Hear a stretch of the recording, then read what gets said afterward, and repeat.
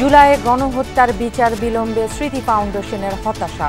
দোষীদের আইনের আওতায় আনা প্রধান কাজ, বিভেদ না তৈরির আহ্বান। প্রত্যক্ষ বা পরোক্ষভাবে এই হত্যাযজ্ঞের সাথে জড়িত ছিল, তাদেরকে অনেককে জড়িত করা হয়েছে, অনেকে ইচ্ছাকৃতভাবে অতি উৎসাহী এই কাজগুলো করেছে, কিন্তু তাদের শাস্তি আজকে বদলির মধ্যে সীমাবদ্ধ। সবাইকে প্রশ্নবিদ্ধ করার একটা খেলা চলছে, এই খেলায় পা দিয়ে দিয়েন না।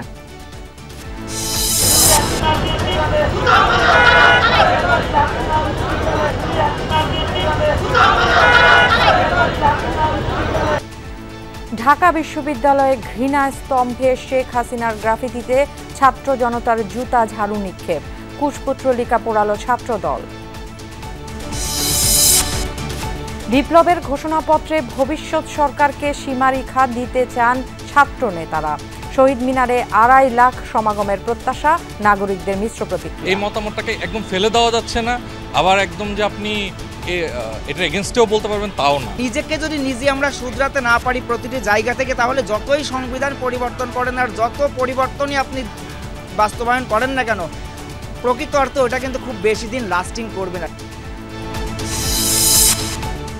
রাজনৈতিক কারণেই হয় বেশিরভাগ গুম। 16 থেকে 18 সালে ঘটে বেশি ঘটনা, মিলেছে প্রতিবেশী দেশের সম্পৃক্ততার তথ্য। পুলিশের মধ্যে যারা অপরাধী তাদের অবশ্যই বিচার হবে, বললেন প্রধান উপদেষ্টা। মাঠ প্রশাসনই আসল সরকার, অভ্যর্থনের চেতনা ধারণ করেই করতে হবে কাজ। নীলফামারীতে ক্রস ফায়ারে নিহত বিএনপি নেতার পরিবারকে বাড়ি উপহার। তারেক রহমান বললেন, দেশ স্বৈরাচার মুক্ত হলেও সামনে রয়েছে বড় যুদ্ধ। তথ্য সমন্বয়ে সময় লাগায় সচিবালয় অগ্নিকাণ্ডের প্রাথমিক তদন্ত রিপোর্ট দেয়া হবে কাল। 4 দিন পর প্রবেশাধিকার পেলেন সাংবাদিকরা। জুলাই স্মৃতি ফাউন্ডেশনের পক্ষ থেকে ঢাকায় দ্বিতীয়বারের মতো শহীদ পরিবারের কাছে আর্থিক সহযোগিতা দেয়া হয়েছে। ফাউন্ডেশনের সাধারণ সম্পাদক সার্জিস আলম বলেন, সহায়তা নয়, শহীদ পরিবার চায় হত্যার বিচার। অনুষ্ঠানে গণহত্যার বিচারের প্রতিশ্রুতি দিয়েছেন উপদেষ্টারা। জুলাই হত্যাকাণ্ড নিয়ে মামলা বাণিজ্য হচ্ছে বলে জানান আইন উপদেষ্টা। আমরা তোমরা বলে বিভেদ গড়ে তোলা থেকে বিরত থাকার আহ্বান জানিয়েছেন রেজওয়ানা হাসান।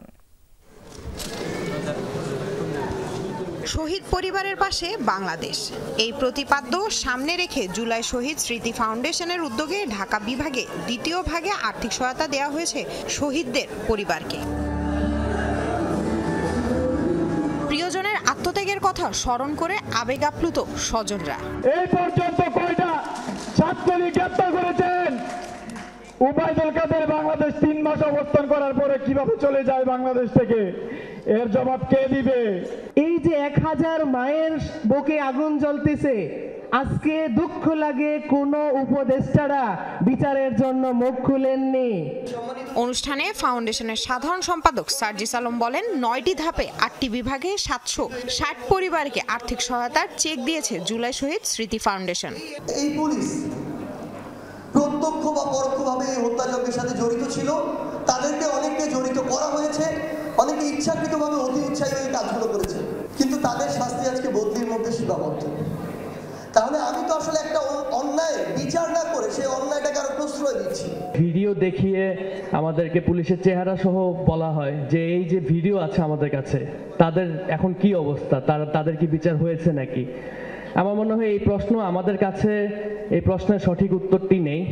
অনুষ্ঠানে উপস্থিত কয়েকজন উপদেষ্টা জানান, অন্তর্বর্তীকালীন সরকারের প্রধান কাজ জুলাই গণহত্যাকারীদের বিচার নিশ্চিত করা। হত্যাকারী খুনি হাসিনা এবং তার পুলিশ বাহিনী এবং যারা এটার সাথে জড়িত ছিল প্রত্যেকের বিচার করা। আপনারা যদি উন্মুক্তভাবে চলাচল করতে না পারেন, সেটা আমাদের জন্য একটা লজ্জার বিষয় হবে। যেভাবে দেখাশোনা করার আমাদের দায়িত্ব ছিল, সেটা আমরা করতে পারি নাই। জুলাই হত্যাকাণ্ড নিয়ে মামলা বাণিজ্যের কথা বলেন আইন উপদেষ্টা। আরেক উপদেষ্টা বলেন, সরকারকে প্রশ্নবিদ্ধ করতে চলছে ষড়যন্ত্র, তাই বিভেদ তৈরি করা যাবে না। মামলা বাণিজ্য শুরু হয়েছে, এদেরকে আমরা চিহ্নিত করব, অবশ্যই তাদেরকে জবাবদিহিতার আওতায় আনতে হবে। প্রথমে আমাদের শুদ্ধভাবে মামলা করতে হবে। আমাদের আইন মন্ত্রণালয়ের পক্ষ থেকে যে লিগাল এইড একটা সেল করে দিব, এটাও তোমাদেরকে আমি কথা দিচ্ছি 7 দিনের মধ্যে করে দিব। আমাদেরকে প্রশ্নবিদ্ধ করে ফেলতে পারলে তো ওদের লাভ, কাজে সবাইকে প্রশ্নবিদ্ধ করার একটা খেলা চলছে, এই খেলায় পা দিয়ে দিয়েন না। অনুষ্ঠানে জানানো হয় শহীদ পরিবারের সদস্যদের মধ্যে যে ট্রমা তৈরি হয়েছে সেটি কাটাতে কাজ করছে জুলাই শহীদ স্মৃতি ফাউন্ডেশন। জুলাই শহীদ স্মৃতি ফাউন্ডেশন একটা হেল্পলাইন নাম্বার আছে, নাম্বারটা খুব সহজ, 16,000। রবিবার থেকে বৃহস্পতিবার সকাল 10টা থেকে সন্ধ্যা 6টা পর্যন্ত এটা খোলা থাকে, সরকারি ছুটি ব্যতীত। Serial number 14। লামিয়া তিথি, যমুনা নিউজ, ঢাকা। মুছে ফেলার পর নতুন করে আঁকা হয়েছে শেখ হাসিনার গ্রাফিতি। এরপর সেই ছবিতে ঝাড়ু ও জুতা নিক্ষেপ কর্মসূচি পালন করেছে ছাত্র জনতা। দুপুরে টিএসসিতে রাজু ভাস্কর্যের পাশে মেট্রো রেলের পিলারে আঁকা গ্রাফিতিতে এই কর্মসূচি পালন করা হয়। এর আগে কারওয়ান বাজারে শেখ হাসিনার ফাঁসির দাবিতে কুশপুতলিকা পোড়ায় ছাত্রদল।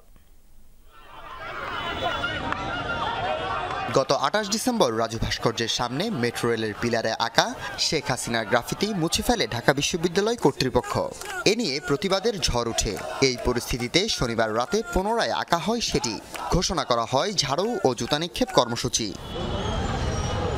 কর্মসূচি পালন করে ছাত্র জনতা বলেন, শেখ হাসিনার প্রতি ঘৃণা ও ক্ষোভ প্রকাশ করতে এবং স্বৈরাচারের পরিণতি নতুন প্রজন্মের কাছে দৃষ্টান্ত হিসেবে তুলে ধরতেই এই আয়োজন।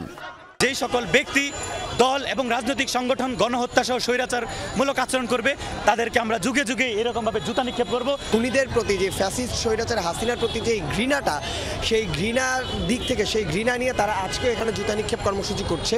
আজকে আমরা স্বৈরাচারকে জুতা নিক্ষেপ করছি। এই সময়ে এসে তাকে জুতা নিক্ষেপ আমাদের ভিতরে সেই চেতনাকে আবার নতুন করে জাগ্রত করবে।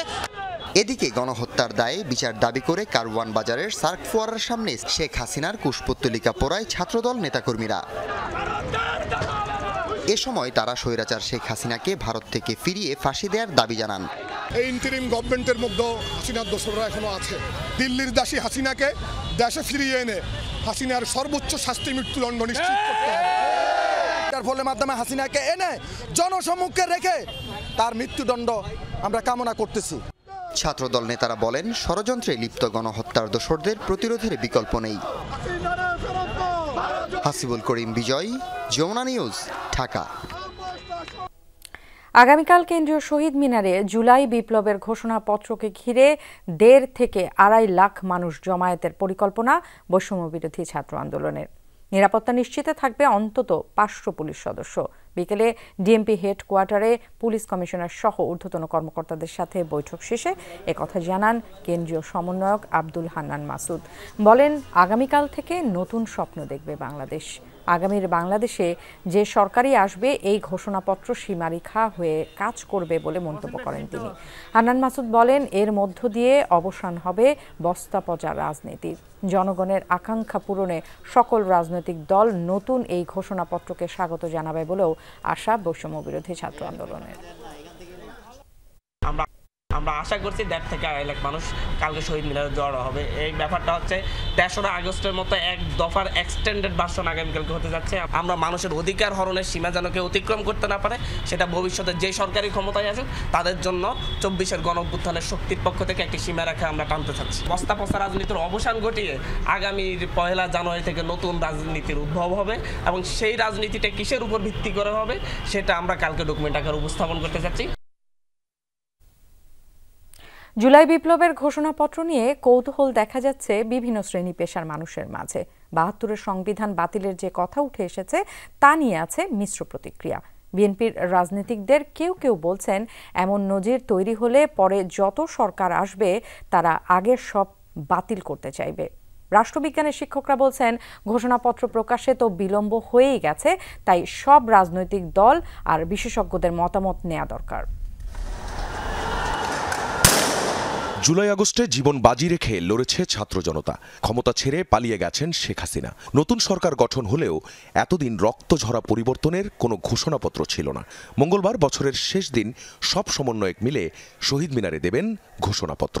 যেখান থেকে এক দফার ঘোষণা দেওয়া হয়েছে, ঠিক সেই জায়গা থেকে মুজিববাদী 72-এর সংবিধানের কবর রচিত হবে।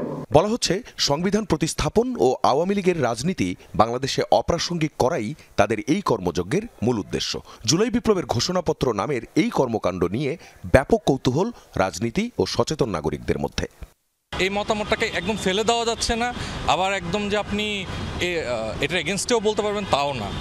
সো এটা কনসিডারেশন রাখা উচিত। নিজেকে যদি নিজে আমরা শুধরাতে না পারি প্রতিটি জায়গা থেকে, তাহলে যতই সংবিধান পরিবর্তন করেন আর যত পরিবর্তনই আপনি বাস্তবায়ন করেন না কেন, প্রকৃত অর্থে ওটা কিন্তু খুব বেশি দিন লাস্টিং করবে না। সংবিধানে তো আমাদের ল্যাঙ্গুয়েজটাও তো খুব আগের স্টাইলে আছে, যেটা আমরা বুঝতে পারি না এক্স্যাক্টলি কি আছে ইনসাইড দ্য সংবিধান। So yeah, I think it should be changed so that আমরা যেন বুঝতে পারি যে আসলে কি আছে। সমন্বয়করা জানিয়েছেন ঘোষণাপত্রের খসড়া পাঠানো হয়েছে রাজনৈতিক দলগুলোকে। বিএনপি চেয়ারপারসনের উপদেষ্টা ব্যারিস্টার মাহবুবউদ্দিন খোকন সংবিধান বাতিলের পক্ষে নন। তার মতে এটা ভালো কোনো নজির তৈরি করবে না। মুজিববাদী তো কোনো আদর্শ এখানে নাই। বাহাত্তর সংবিধানে সংবিধানের কিছু কিছু হয়তো ইনকনসিস্টেন্সি আছে, সেগুলো অ্যামেন্ডমেন্ট করা যেতে পারে। এটাকে ফেলে দিতে হবে, ছুড়ে দিতে হবে, নতুন সংবিধান করতে হবে। For what? আমার প্রস্তাব বলে যে আপনার সময় আন্দোলনের যারা ছিল, সকল রাজনৈতিক দল, সকল মানুষ, সকল বিদ্যুৎজীবী যারা ছিল, সবাই মিলে আলোচনা করি এ ব্যাপারে কীভাবে সংস্কার তাদের শেষ করতে পারি। দলটির আরেক নেতা ও সাবেক শিক্ষা প্রতিমন্ত্রী ইহসানুল হক মিলন বলছেন, আগে ঘোষণাপত্র পর্যবেক্ষণ করতে চান তারা। যদি তারা আগেই 8ই আগস্ট যদি বিপ্লবী সরকারটা গঠন করত, তাহলে হয়তো বা বিষয়টি আমরা অন্যভাবেও দেখতাম। তবে অপেক্ষায় রইলাম, ঘোষণাপত্রটি দেখি। ঢাকা বিশ্ববিদ্যালয়ের রাষ্ট্রবিজ্ঞান বিভাগের অধ্যাপক ডক্টর সাব্বির আহমেদ বলছেন, বর্তমান প্রেক্ষাপটে আগে সকল অংশীজনের মতামত নেওয়া দরকার। তারা চাচ্ছেন দেশকে পুরোপুরি, দেশের রাজনৈতিক চরিত্রকে পুরোপুরি পাল্টে ফেলতে। আপনি পাল্টে ফেলতে পারেন, কিন্তু সেখানে আপনার লক্ষ্য রাখতে হবে যে আপনাদের সাথে আর যারা আছে তারা কি পাল্টে ফেলতে চায় কিনা। তা আপনি সবাইকে নিয়ে বসে আবারও বিপ্লবের ডাক দিয়ে আপনি সেই ঘোষণা দেন। 31 ডিসেম্বর বিকেল 3টায় বিপ্লবের ঘোষণাপত্রে কি থাকছে এখন তাই দেখার অপেক্ষা। অবশ্য তার আগে শহীদ মিনারে শপথ নেবার কথা রয়েছে 158 সমন্বয়কের। আখলাকুস সাফা, যমুনা নিউজ, ঢাকা। রাজপথের রাজনৈতিক আন্দোলন স্তব্ধ করে দিতেই ঘটে বেশিরভাগ গুমের ঘটনা। সংবিধান রক্ষার অজুহাতে 2014 সালে একপাক্ষিক নির্বাচনে জিতলেও স্বস্তি ছিল না আওয়ামী লীগে। বলা হয়েছিল দ্রুত আরেকটি নির্বাচনের কথা। ওই দাবি ভুলিয়ে পরের দফা ক্ষমতা নিশ্চিতে 2016, 17 এবং 18 সালে ঘটনা হয় ইতিহাসের সবচেয়ে বেশি গুমের ঘটনা। নির্মাণ করা হয় গোপন বন্দিশালা। গুম কমিশনের অন্তর্বর্তী প্রতিবেদনের সূত্র ধরে একটি বন্দিশালার খোঁজও পেয়েছে যমুনা টেলিভিশন। তুলে নিয়ে নিখোঁজ করে দেওয়ার ঘটনায় মিলেছে প্রতিবেশী দেশের যোগ সাজসের অভিযোগ। লুৎফুর রহমানের ক্যামেরায় আলামিন হক অহনের রিপোর্ট।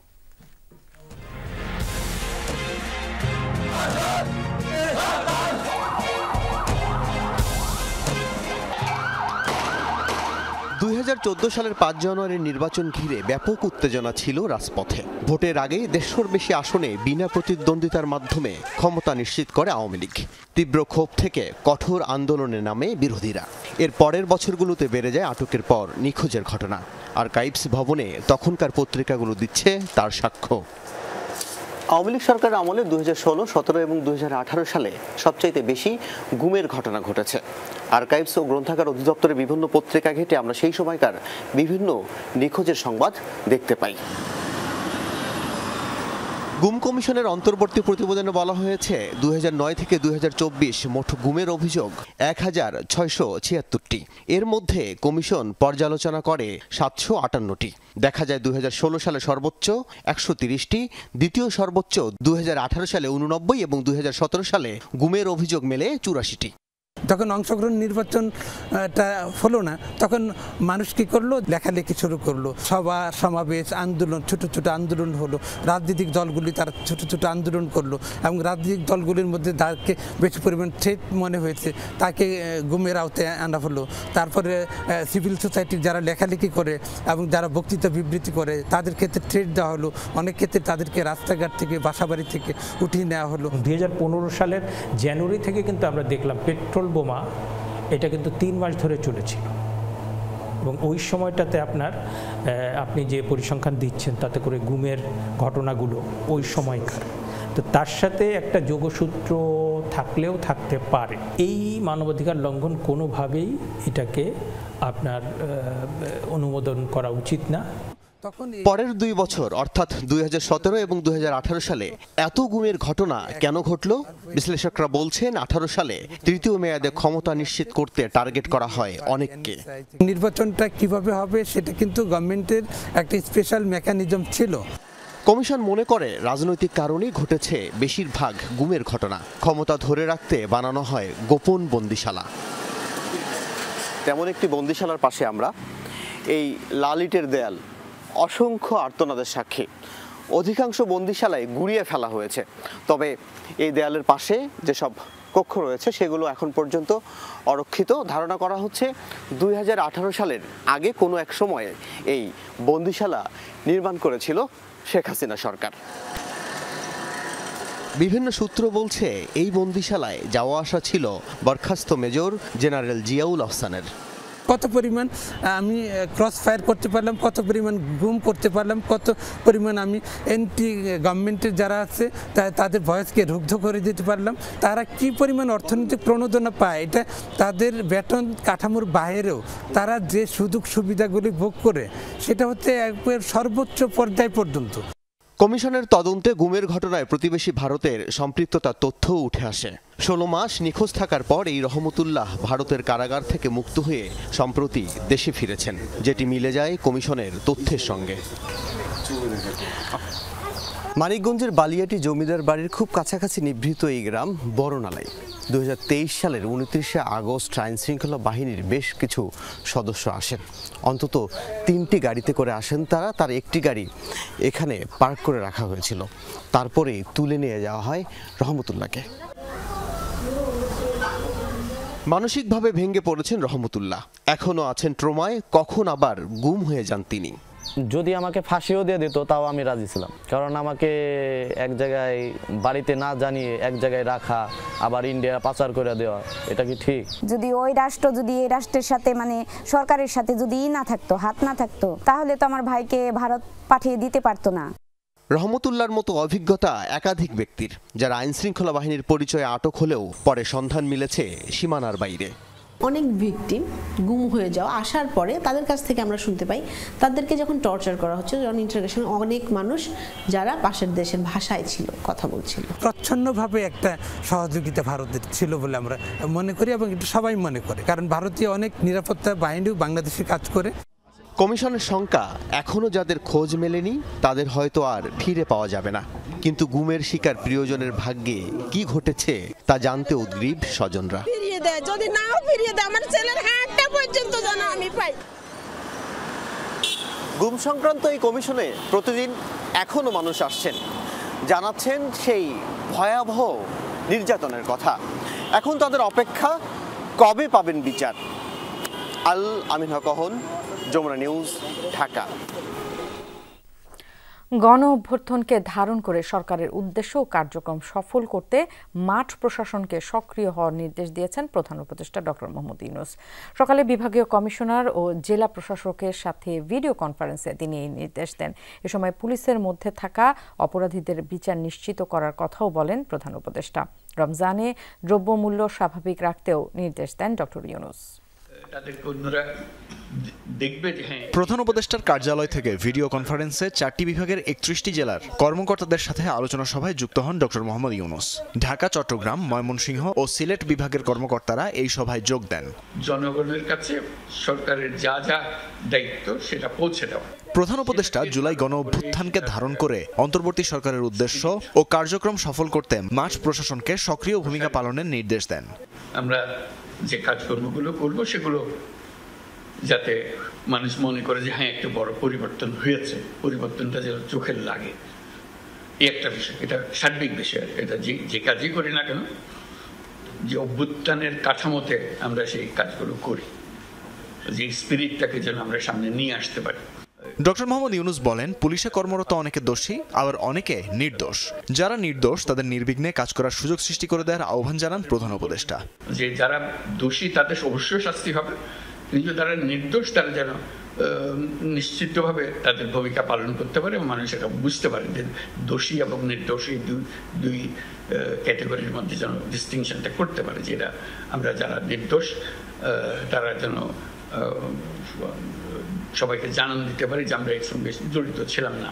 আসন্ন রমজানে দ্রব্যমূল্য ও পণ্য সরবরাহ শৃঙ্খলা স্বাভাবিক রাখার জন্য মাঠ পর্যায়ের কর্মকর্তাদের আন্তরিকভাবে কাজ করার আহ্বানও জানান প্রধান উপদেষ্টা। সবকিছু গুছিয়ে আসেনি সেই জন্য।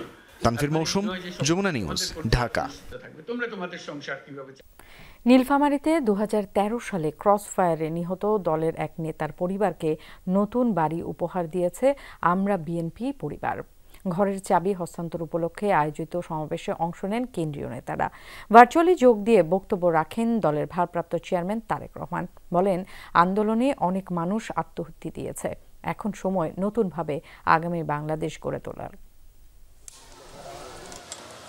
2013 সালের 14 ডিসেম্বর ক্রসফায়ারে প্রাণ হারান নীলফামারীর লক্ষ্মীচাপ ইউনিয়ন বিএনপির সাংগঠনিক সম্পাদক গোলাম রাব্বানী। ভাঙচুর আর অগ্নিসংযোগও করা হয় তার বাড়িতে। গেল 11 বছর ধরে দুর্বিষহ জীবন কাটানো গোলাম রাব্বানীর পরিবারকে নতুন বাড়ি তৈরি করে দেয় আমরা বিএনপি পরিবার। নবনির্মিত ঘরের চাবি হস্তান্তর উপলক্ষে সমাবেশের আয়োজন করা হয়। যোগ দেন বিএনপির কেন্দ্রীয় নেতৃবৃন্দ। ভার্চুয়ালি যুক্ত হন ভারপ্রাপ্ত চেয়ারম্যান তারেক রহমান। এ সময় তিনি বলেন, মানুষের ভোটের অধিকার, কথা বলার অধিকার সবকিছু হরণ করেছিল শেখ হাসিনা। গোলাম রাব্বানী প্রতিবাদ করায় তাকে প্রাণ দিতে হয়। মানুষের যে অধিকার, ওই যে পালিয়ে গেছে যে 5 তারিখে স্বৈরাচার, সেই অধিকারকে দাবিয়ে রাখতে চেয়েছিল গোলাম রাব্বানী, সেটার বিরুদ্ধে প্রতিবাদ করেছিল, মানুষের পক্ষে কথা বলেছিল। সে কারণেই স্বৈরাচারের দোসর তাকে হত্যা করেছে। তারেক রহমান বলেন, দেশ স্বৈরাচার মুক্ত হলেও সামনে আছে বড় যুদ্ধ। দেশের মানুষের পাশে থাকার চেষ্টাই বিএনপির সবচেয়ে বড় শক্তি। স্বৈরাচার পালিয়ে গিয়েছে, বাংলাদেশের মানুষ এখন স্বৈরাচার মুক্ত। এখন সামনে আমাদের আরেকটি বড় যুদ্ধ। মানুষের কথা বলবে, সেই কথাগুলো যাতে ঠিকভাবে বলতে পারে এবং সেই কথাগুলো যাতে যেখানে পৌঁছানো উচিত সেই পর্যন্ত পৌঁছাতে পারে। বিএনপির ভারপ্রাপ্ত চেয়ারম্যান বলেন, দেশ এগিয়ে নিতে হলে অবশ্যই প্রকৃত গণতান্ত্রিক ব্যবস্থা ফিরিয়ে আনতে হবে। সুষ্ঠু ভোট হলে নির্বাচিত জনপ্রতিনিধিরা কাজ করবেন দেশের জন্য, জনগণের জন্য। স্বৈরাচার দেশ ছেড়ে পালিয়ে গিয়েছে, এখন সামনে হচ্ছে দেশ গড়ার সময় এবং এই দেশকে যদি গড়তে হয় তলমত নির্বিশেষে আমাদের সকলকে ঐক্যবদ্ধ হতে হবে। আমরা যদি ঐক্যবদ্ধ থাকতে পারি, আমরা যদি দৃঢ়ভাবে প্রতিজ্ঞ থাকতে পারি, তাহলেই এই দেশকে আমরা সামনের দিকে নিয়ে যেতে পারবো। সমাবেশে জুলাই আগস্ট গণ অভ্যুত্থানে নিহত 10 পরিবারকে আর্থিক সহায়তা দেয় আমরা বিএনপি পরিবার। রাহিম সারোয়ার, যমুনা নিউজ। শিক্ষাজীবন শেষ হওয়ার আগেই যদি ছাত্ররা দেশ চালাতে চায় তাহলে হিতে বিপরীত হবে, এমন মন্তব্য করেছেন বিএনপির স্থায়ী কমিটির সদস্য ডক্টর আব্দুল মঈন খান। অতীশ দীপঙ্কর বিজ্ঞান ও প্রযুক্তি বিশ্ববিদ্যালয়ের আইটি বিষয়ক সেমিনারে তিনি বলেন, আগামীতে ছাত্ররাই দেশ পরিচালনা করবে, তবে সেটা শিক্ষাজীবন শেষে। মঈন খান বলেন, শিক্ষার্থীরা শিক্ষকের কথা না শুনলে শৃঙ্খলা ভেঙে পড়বে। সংস্কার বিষয়ে বিএনপির স্থায়ী কমিটির এই সদস্য বলেন, মানুষের সংস্কার না হলে হাজারো সংস্কার কমিশন করেও লাভ হবে না। সিকিউরিটি ট্যাবু থেকে আতঙ্ক প্রকাশ করেন মঈন খান। বলেন, সিকিউরিটি ট্যাবু পৃথিবীকে গ্রাস করছে, যা আতঙ্কে। ভ্যালুজ, হিউম্যান ভ্যালুজ এবং এথিক্স যদি না থাকে তাহলে কিন্তু কোনো টেকনোলজি দিয়ে কোনো, আপনি যত টেকনোলজি আইটি আনেন আর না আনেন, বাংলাদেশে কিন্তু কোনো তরক্কি হবে না, কোনো উন্নয়ন হবে না। আজকে সংস্কারের কথা আলোচনা হচ্ছে, 15টি বোধহয় সংস্কার কমিশন হচ্ছে, 15টি কোনো 1500 সংস্কার কমিশন করেন না। বাংলাদেশের মানুষ যদি আমরা যদি আমার নিজের সংস্কার না করি, 1000 সংস্কার কমিশন করলেও বাংলাদেশে কোনো পরিবর্তন হবে। আওয়ামী লীগের অধ্যায় শেষ। তাদের শাসন আমলে হওয়া খুন, গুম, লুটপাটের বিচার করে পাচার হওয়া অর্থ ফেরত আনতে হবে। ঠাকুরগাঁয়ে জেলা জামায়াতের কর্মী সম্মেলনে এমনটা বলেছেন দলের আমির ডক্টর শফিকুর রহমান। প্রতিবেশী দেশকে বাংলাদেশের প্রতি শ্রদ্ধাশীল থাকার আহ্বানও জানান জামাতের আমির। দীর্ঘদিন পর ঠাকুরগাঁওয়ে জামায়াতে ইসলামীর বড় জমায়েত কর্মী সম্মেলনে অংশ নিতে নির্ধারিত সময়ের আগে থেকেই সরকারি বালক উচ্চ বিদ্যালয় বড় মাঠে জড়ো হতে থাকেন জেলার নেতাকর্মীরা। সম্মেলনে যোগ দেন দলের আমির ডাক্তার শফিকুর রহমান। এ সময় তিনি আওয়ামী লীগ সরকারের আমলে দলের নেতাকর্মীদের ওপর জুলুম নির্যাতনের চিত্র তুলে ধরেন। বলেন 17.5 বছর পর দেশের মানুষ স্বস্তিতে শ্বাস নিতে পারছে। আমি সরকার হওয়ার কারণে সামান্য একটু ফুতেই উড়ে গেছে সরকার। এখন তারা আবার হুমকি ধমকি দিচ্ছেন, আবার তারা ফিরে আসবেন, দেশ দখল করবেন। আত্মস্বীকৃত খুনের হুঙ্কার দিয়েই চলেছে। আমরা তাদেরকে বিনয়ের সাথে বলতে চাই, এই অধ্যায় ক্লোজ। জামায়াতে ইসলামী প্রতিবেশী দেশের প্রতি শ্রদ্ধাশীল থাকতে চায় উল্লেখ করে ডাক্তার শফিকুর রহমান বলেন, বাংলাদেশের মানুষই ঠিক করবে কে ক্ষমতায় আসবে আর কে আসবে না। আমরা চাই আমাদের প্রতিবেশীরা শান্তিতে থাকুক, আবার আমরা চাই তারাই যেন আমাদের অশান্তির কারণ না হয়। কিন্তু মাঝে মধ্যেই তারা বাউন্ডারি ক্রস করেন। বাংলাদেশের মসনদে কে বসবে, কে কার সাথে জোট বাঁধবে, কে সরকার গঠন করবে, তারা বাংলাদেশে এসে তরকারিতে লবণ দেন। আমরা আগামীতে আমাদের তরকারিতে আর কাউকে লবণ দিতে দেখতে চাই না। এর আগে সকালে দিনাজপুরের বীরগঞ্জে পথসভায় বক্তব্য দেন জামায়াতের আমির। বলেন, জামায়াতে ইসলামী ক্ষমতায় গেলে দেশকে কল্যাণ রাষ্ট্র হিসেবে প্রতিষ্ঠিত করা হবে। জাহিদ হাসান, যমুনা নিউজ। সচিবালয়ে অগ্নিকাণ্ডের ঘটনায় তদন্ত কমিটি মঙ্গলবার প্রাথমিক প্রতিবেদন জমা দেবে বলে জানিয়েছেন স্বরাষ্ট্র মন্ত্রণালয়ের সিনিয়র সচিব নাসিমুল গনি। বিকেলে মন্ত্রণালয়ে এক বৈঠক শেষে তিনি বলেন, অনেকগুলো সংস্থার তথ্য সমন্বয় করতে সময় লাগছে। জানান, অগ্নিকাণ্ডের কারণ উদ্ঘাটনে প্রাপ্ত বিভিন্ন আলামত বিদেশের ল্যাবে পাঠানো হবে। গণপূর্ত বিভাগের উপসহকারী প্রকৌশলী আব্দুল মান্নান ভূঁইয়া জানিয়েছেন, আগুনে ক্ষতিগ্রস্ত 7 নম্বর ভবনটি ব্যবহার উপযোগী করা সম্ভব। 26 ডিসেম্বর রাত 1:52 সচিবালয়ের 7 নম্বর ভবনে আগুন লাগে। তাতে 4টি ফ্লোরে থাকা 5টি মন্ত্রণালয়ের দপ্তর ক্ষতিগ্রস্ত হয়। সেই ঘটনায় সরকার উচ্চ পর্যায়ের তদন্ত কমিটি গঠন করে। কমিটির প্রাথমিক প্রতিবেদন 30 ডিসেম্বর প্রধান উপদেষ্টার কাছে জমা দেওয়ার কথা ছিল। তবে প্রস্তুত না হওয়ায় রিপোর্ট জমা দেওয়া হবে মঙ্গলবার বিকেল 5টার মধ্যে। প্রাথমিকভাবে 30 তারিখ পর্যন্ত টাইম দেওয়া হয়েছিল। আজকে ক্যাবিনেট থেকে অনুমতি নিয়েছি যাতে আমাদের কারণ কিছু টেস্টিং আজকে রাত্রে হবে। তো এগুলো হলে পরে হয়তো কালকে আবার আমরা বসে আমরা কালকে একটা প্রাথমিক একটা ধারণা করতে পারবো। আমরা আশা করছি ইনশাআল্লাহ। অগ্নিকাণ্ডে ক্ষতিগ্রস্ত ভবন থেকে সোমবারও আলামত সংগ্রহ করা হয়। চূড়ান্ত রিপোর্ট দেওয়ার আগে সেগুলো বিদেশের ল্যাবে পরীক্ষার কথা জানান কমিটির প্রধান। কিছু জিনিস আমাদেরকে ল্যাবরেটরি থেকে টেস্ট করা হচ্ছে, কিছু টেস্ট করা হয়েছে, আবার আজকেও কিছু আলামত নেওয়া হচ্ছে, সেগুলো টেস্ট করা হয়েছে। আমরা পাঠাচ্ছি, তো আগেই সিদ্ধান্ত নিয়েছি আমরা সব পাঠাবো। Will go to the all lengths, কারণ ওই জন্যই ওইটা বিদেশে যেখানে এটা সুবিধা আছে সেখানে পাঠাবো। এদিকে সচিবালয়ে 7 নম্বর ভবনটিতে তালা লাগিয়ে নিরাপত্তা জোরদার করা হয়েছে। প্রকৌশলীরা বলছেন, মেরামত করে ভবনটি ব্যবহার উপযোগী করা যাবে। কোনো হ্যান্ডওভার করে নাই, আপনারা কি ভবনের দায়িত্ব নিয়েছেন? না, এখনো তো না, পুলিশের কাছে এটা কর্তৃপক্ষ ডিসিশন দিল। তবে দেখে যেটা মনে হয় এটা রিপেয়ার করা সম্ভব। আমরা নিজেরাও যত দূর খোঁজখবর নিচ্ছি, জিজ্ঞাসা করছি কেয়ারটেকার বা এভরিথিং, মোটামুটি আমাদের গণপূর্ত বিভাগের মোটামুটি কোনো ধরনের ইয়া ছিল না। এদিকে 4 দিন পর সচিবালয়ে সংবাদ সংগ্রহের কাজে প্রবেশ করতে দেওয়া হয় গণমাধ্যম কর্মীদের। তবে সচিবালয়ের ভেতরে সীমিত সংখ্যক গাড়ি প্রবেশ করতে দেওয়া হয়েছে। সব ধরনের অস্থায়ী কার্ড বাতিল করায় সচিবালয় ছিল ফাঁকা, ছিল না প্রাণচাঞ্চল্য। যারা এসেছেন করেছেন জরুরি কাজ। নুনবী সরকার, যমুনা নিউজ, ঢাকা। রাতের ভোট আর হবে না। আগামী নির্বাচন হবে 1991 এবং 96 এর মতো। চট্টগ্রামে মতবিনিময় সভায় একথা বলেছেন প্রধান নির্বাচন কমিশনার। জানান, বর্তমান কমিশনের উপর বহিঃশক্তির কোনো চাপ নেই। আগামী নির্বাচনে আওয়ামী লীগের আসা না আসা বিষয়টি রাজনৈতিক ও আদালতের সিদ্ধান্তের উপর নির্ভরশীল বলেও জানান তিনি। ভোটার তালিকা হালনাগাদ এবং ত্রয়োদশ জাতীয় সংসদ নির্বাচন উপলক্ষে মাঠ পর্যায়ে নির্বাচন কর্মকর্তাদের সাথে এই মতবিনিময় সভার আয়োজন। 6 মাসের মধ্যে ভোটার তালিকা হালনাগাদের ঘোষণা দিয়ে প্রধান নির্বাচন কমিশনার জানান, আগামী নির্বাচন হবে 91-96 এর মতো। রাতে ভোট হবে বা এদের কি চায়? এখন কেউ তো চায় না, সবাই তো ফ্রি ফেয়ার ইলেকশন চায়। আবার আমরা সেই 91-96 বা 2001-এর মতো একটা নির্বাচন আমরা উপহার দিতে পারবো, সেই বিশ্বাস আমার আছে। আওয়ামী লীগ নির্বাচনে আসতে পারবে কি পারবে না সাংবাদিকদের এমন প্রশ্নের জবাব দেন প্রধান নির্বাচন কমিশনার। রাজনৈতিক সিদ্ধান্ত অথবা কোর্টের সিদ্ধান্ত, বিধান যেটা আছে আইনের, সরকার যদি নিষিদ্ধ ঘোষণা করে তাহলে তার কোর্টের রেজিস্ট্রেশন দেওয়া যায় না, সেটা একটা আছে। আর কোর্ট যদি বলে সেটা আছে। আমরা আমাদের তরফ থেকে এই ব্যাপারে কোনো মন্তব্য করতে চাই না।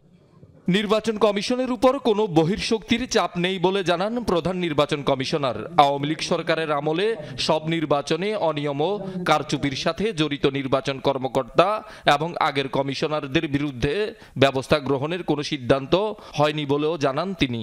এখন নির্বাচন কমিশন সম্পূর্ণ স্বাধীন, এখানে কোনো ডানে বামে উপরে নিচে কোথাও থেকে কোনো চাপ নেই। আমরা শুধু এখন বিবেকের চাপে আছি, আর কোনো কিছু না। বহি শক্তির কোনো চাপ আমাদের উপরে নাই, যেটা আগের কমিশনের উপরে, 3টা কমিশনের উপর ছিল। ভোটার তালিকায় রোহিঙ্গাদের অন্তর্ভুক্তি ঠেকাতে সর্বোচ্চ সতর্ক থাকার নির্দেশনা দেয়া হয় সভায়। এই দুইটা বিষয়ে স্যার আপনাদের শহীদুল সুমন, যমুনা নিউজ, চট্টগ্রাম। বিপিএল এর টিকিট সংগ্রহ নিয়ে তৈরি হয়েছে বিশৃঙ্খলা। টিকিট প্রত্যাশীরা টিকিট না পেয়ে ক্ষুব্ধ হয়ে ওঠেন। সকাল থেকেই বুথগুলোর সামনে জড়ো হতে থাকেন তারা। পরে টিকিট সোল্ড আউটের ঘোষণা এলে ক্ষিপ্ত হয় উপস্থিত দর্শকরা।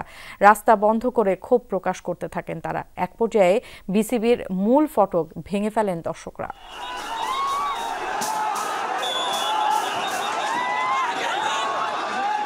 মিরপুর জাতীয় ক্রিকেট স্টেডিয়ামে বিপিএল এর উদ্বোধনী ম্যাচের প্রায় 1.5 ঘন্টা আগের চিত্র এটি। টিকিট না পেয়ে স্টেডিয়ামের 2 নং গেট ভেঙে ফেলে বিক্ষুব্ধ সমর্থকরা। কেউ রাত থেকে দাঁড়িয়ে, কেউ ভোর থেকে। কাউন্টার বন্ধ, নির্ধারিত ব্যাংকের শাখায়ও নেই টিকিট। এর মাঝে অনলাইনে টাকা কাটলেও অনেকেই পাননি কাঙ্ক্ষিত টিকিট। তার উপর বরাবরের মতোই কালোবাজারিদের দৌরাত্ম্য। সব মিলে সোমবার সকাল থেকেই সরগরম মিরপুর স্টেডিয়াম প্রাঙ্গণ। গতকালকে সারাদিন এখানে ছিলাম, কোনো টিকিট আমরা পাই নাই। এখন সকাল থেকে এখানে আসে টিকিট দিচ্ছে না। তারপরে অনলাইনে কিছু টিকিট দিচ্ছে, আমাদের ফ্রেন্ডসরা অনলাইনে কিনছে। তারা বলতেছে ব্যাংকে যাইতে টিকিট দিবে, ব্যাংক আলাদা বলতেছে আমাদেরকে টিকিট দেওয়ার জন্য না করে দিছে। অনেকে অনলাইনে টিকিট কিনছে কিন্তু টিকিট আসলে কেউ পায় না। ভাই আমরা যেমন লাগে এই টিকিটটা কালকে 200 টাকা ছিল, 230 টাকা, আজকে 570 টাকা করছে। अवेलेबल টিকিটটা পাওয়া যেত, কাউন্টারে গেটে গেটে পাওয়া যেত। এই বছর এই ক্রাইসিসটা আমরা বুঝতে পারতেছি না কেন। অনলাইনে যখন হচ্ছে আমরা ঢোকার ক্ষেত্রে টিকিটটা যখন আমরা দেই তখন সাথে সাথে রিজেক্ট হয়ে আসে, কিন্তু টাকা ঠিকই কেটে নেয়, কিন্তু টিকিট পাওয়া যাইতেছে না। অনলাইনে চেষ্টা করতে থাকছি, রাত 1টার সময় কাউন্টারে আসছি, ইনডোরে গেছি, ওই জায়গা থেকে মধ্যবিত্ত হয়েছে আপনার ব্যাংকে গেছি, এই জায়গায় আসছি, কোনো জায়গায় পাই নাই।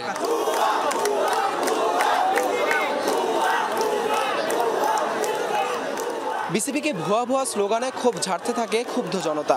এরপর প্রধান ফটকে এসে আটকে দেন রাস্তা। গাড়ি আটকে সৃষ্টি হয় জ্যামের। বিপাকে পড়ে ক্রিকেটারদের বহনকারী টিম বাসও। পরে 4 নং গেট দিয়ে প্রবেশ করানো হয় টিম বাস।